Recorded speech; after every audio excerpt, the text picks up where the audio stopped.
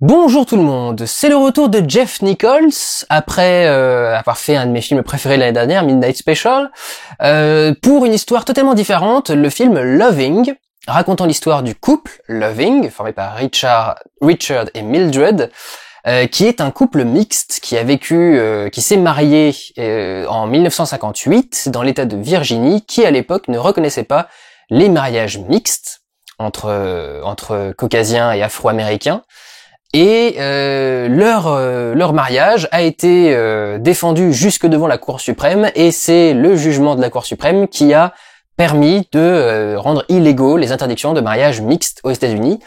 Et l'affaire Loving contre l'État de la Virginie est encore utilisée aujourd'hui, par exemple, ça a été utilisé récemment pour légaliser le mariage homosexuel, en estimant que le mariage était un droit offert à tout le monde.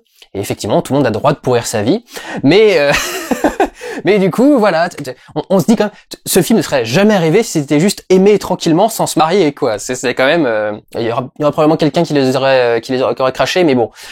Et donc voilà, ce film raconte l'histoire de ce couple et du moment de son mariage jusqu'au moment où leur mariage a été validé et reconnu un vrai mariage aux yeux des États-Unis en général. Le film est pas mal du tout, mais c'est du Jeff Nichols. Si vous avez déjà vu ces films, Take Shelter et Mud, c'est le même style, c'est-à-dire que esthétiquement c'est magnifique, au niveau du rythme c'est un peu plus lent. Et il utilise des personnages, ce qu'on appelle des gens de peu de mots. C'est-à-dire que je pense qu'il doit y avoir une centaine de mots dans tout le film, au final.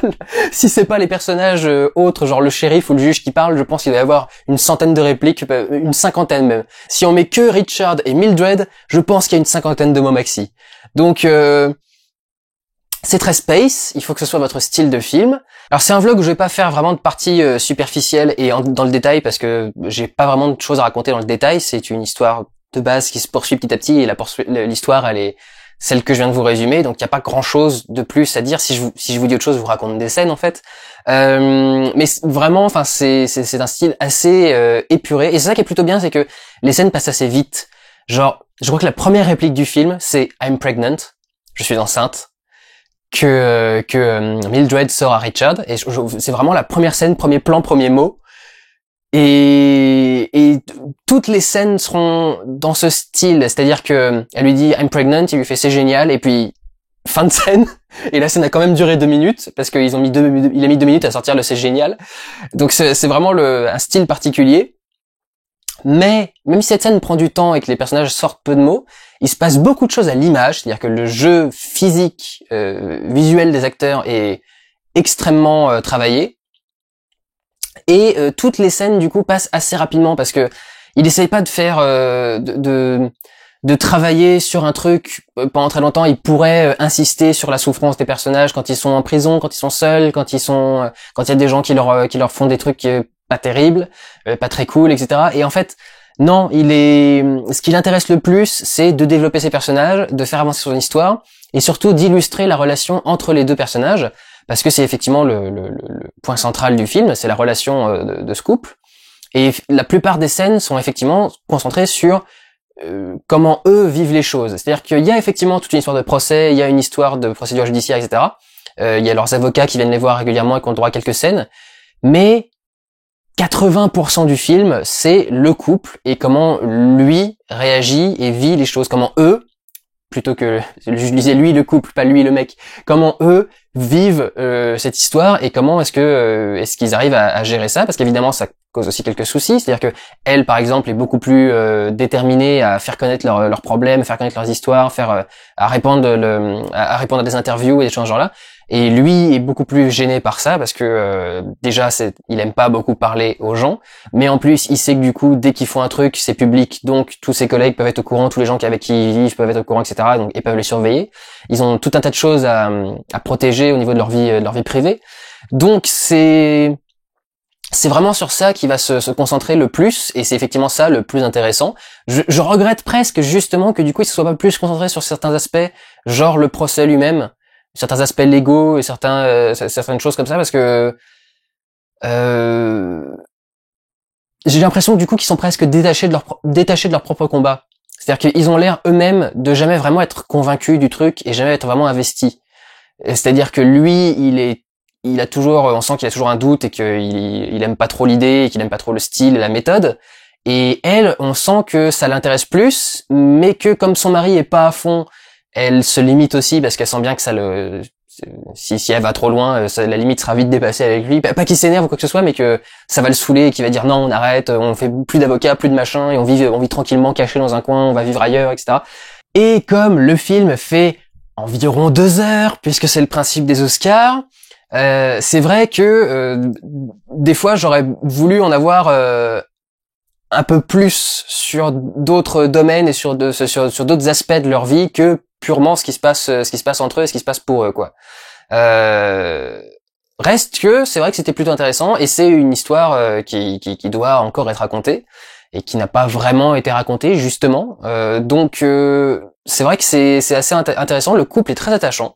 Ils ont plein de petits trucs qui les rendent assez mignons et on a envie du coup de les voir vivre heureux et tranquilles.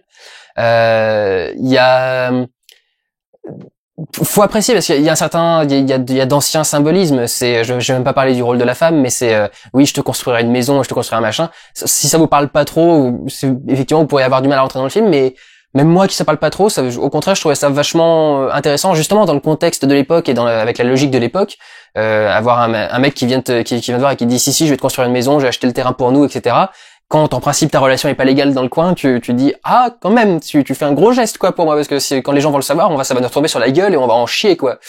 Donc voilà. Oui d'ailleurs il y a plusieurs passages où on reproche à Richard de savoir exactement ce qui allait se passer quand il s'est marié avec elle. Et de dire que quand même tu l'as un peu cherché et t'aurais pas dû, etc. Et j'ai du mal à savoir justement quelle est la vérité là-dessus. C'est peut-être que le film a décidé d'être subtil là-dessus justement, mais j'arrive pas à savoir si Richard Loving savait que ça allait foutre la merde et qu'il comptait dessus, ou s'il y a juste pas pensé. Et du coup à ce moment-là, je sais pas comment faut prendre les reproches parce qu'il y a deux reproches, il y en a un qui est accusateur et l'autre qui est plus sur le dépit. Donc voilà, il y a des petits trucs qui sont aléatoires, mais grosso modo, je l'ai plus apprécié que d'autres films de Nichols parce que Take Shelter, j'en avais vraiment ras-le-bol au bout d'un moment et je voyais pas vraiment l'intérêt du film. C'est un des thèmes de Jeff Nichols en ce moment, c'est le fait de protéger sa famille et en particulier ses enfants. En ce moment, il a fait 3 films, donc c'est le thème de ces 3 films, c'est le fait de protéger ses enfants et sa famille. Donc c'est clair que c'est un thème central pour lui. Mais l'histoire qui était racontée dans Take Shelter et Mud était plus particulière. Take Shelter avait un faux aspect surnaturel qui était plus un côté prémonition qu'autre chose, mais qui du coup faisait tanguer le film entre deux registres et je trouve qu'il y avait un truc qui marchait pas bien du tout. Et Mud était plus sympa, mais l'histoire était très particulière quand même, quoi. Il fallait avoir envie de la suivre et c'était des personnages assez spéciaux. Midnight Special, forcément, moi qui suis fan de SF, c'était beaucoup plus facile pour moi d'entrer dedans. Et là, Loving, c'est une histoire qui est, on va dire, une histoire d'intérêt général. Et vraiment, je pense que ça peut intéresser tout le monde de regarder ça, quoi. C'est pas un truc aussi spécifique que ce qu'il y avait dans Take Shelter ou dans Mud. C'est vraiment une histoire un peu plus universelle, justement, quelque chose qui est devenu universel ou en tout cas national. Et c'est en ça que c'est intéressant à regarder et c'est filmé de très belle façon, c'est très joli, il y a tout le travail sur la lumière de Jeff Nichols habituel, j'en parle qu'à la fin du vlog, mais il y a ce travail sur les lumières qui est intéressant, surtout sur l'absence de lumière, les scènes de nuit et comment tourner la nuit, comment avoir justement une pellicule qui est juste assez sensible pour qu'on voit quelque chose et et pas trop sensible pour qu'on voit dans la nuit comme si on était en plein jour. Donc il y a vraiment un travail ça se joue à un cheveu sur l'étalonnage, je sais pas exactement comment ils font, mais c'est juste l'exact équilibre pour qu'on voit ce qui se passe tout en ne voyant rien. C'est complètement absurde, mais c'est vraiment, ça marche, quoi. On devrait rien voir ce qui se passe, mais on voit tout ce qui se passe. C'est une façon vraiment de gérer la lumière qui est très intéressante. Il y a aussi un plan où le personnage est dans l'ombre, mais derrière lui, la ville est dans la lumière. Et du coup, lui est moins éclairé que le reste de la ville. Donc, faut réussir à trouver un moyen de voir du détail sur son visage, que ce soit pas juste une silhouette, lui entièrement noir et la lumière complètement cramée au fond. Et en même temps, il faut justement pas cramer la lumière au fond, donc il y a tout un truc. Donc esthétiquement, c'est encore une fois très bien réussi. Et le rythme de narration amène une certaine douceur à tout ça. Il y a un truc qui vient perturber ça, c'est les cuts qui sont toujours très brusques. C'est-à-dire qu'une scène se finit toujours de façon nette.